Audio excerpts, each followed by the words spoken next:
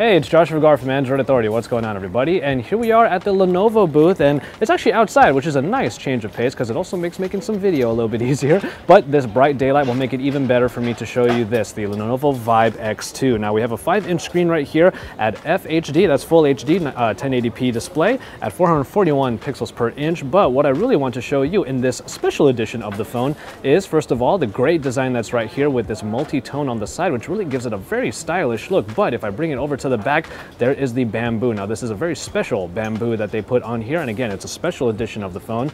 Now the bamboo on here can only be harvested in the spring in China, and that's when they get the various types of bamboo that will be put on these particular devices. Now they're really excited to put out these bamboo versions of the phone, which is awesome. But all in all, I do think that all of the colors, and you see one of them in the background there is the red one, all of these colors do make a very nice device right here, especially with this multi-tone color that we have on the sides right here, and also of course on the bottom. As far as the display goes, we do have the 5-inch display right here at 1080p resolution, and it will show the UI very well on the Vibe X2 right here. Now the operating system is largely about the same as it was in previous Vibes, but there have been some tweaks and further performance enhancements in here, as the processing package on here is now the MediaTek MT6595. Now this is a true 8-core processor that they're really boasting on here is going to make a very great performance package. As far as the camera goes, we have a 13 megapixel camera here on the back, but the front camera is a 5 megapixel shooter that actually has some extra tools for taking selfies, as is a bit of a trend nowadays here at IFA with a lot of these phones.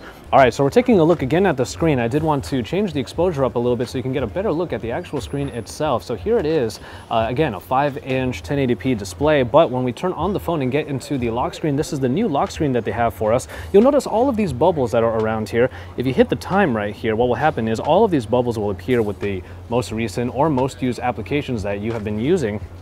Now it's a list that is it's generated by the phone itself, knowing your particular habits. Let me get back to it real quick. And the larger bubbles are going to be the apps that you use the most, and then the smaller bubbles are ones that you don't use quite as often. So you're able to just click one of the bubbles to unlock, and we got into the settings right here. And we're taking a look at the settings and also a little bit of the customization that you have here in the character section of the options. But yeah, that is one of the main changes when it comes to the operating system. Now just kind of going around, we have the recent app screen right here. That looks very nice. And we have a menu right here that does have a theme available if you so choose to change up the look.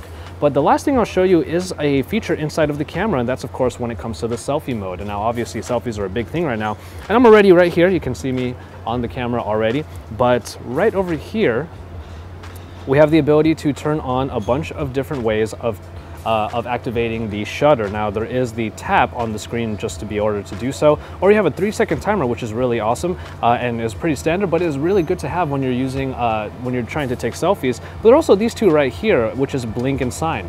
Blink will allow you to trigger the shutter by slowly blinking into the camera, and the hand sign will actually let you do peace signs in order for you to trigger the shutter. But we do have the 3-second timer there, probably one that you'll use most often. But this is just the interface right here with even the beautify mode here on the bottom, which is pretty standard on these Chinese market phones, to be able to soften up all of the features inside of your photo, especially when it comes to your own face.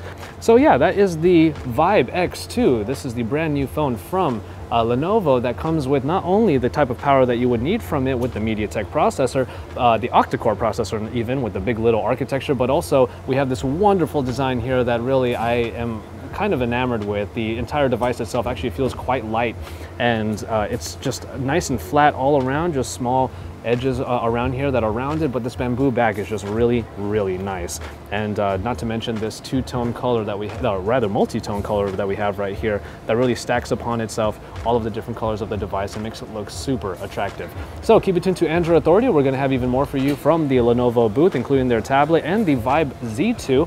And you can keep it tuned here for even more coverage here, because we are your source for all things IFA 2014.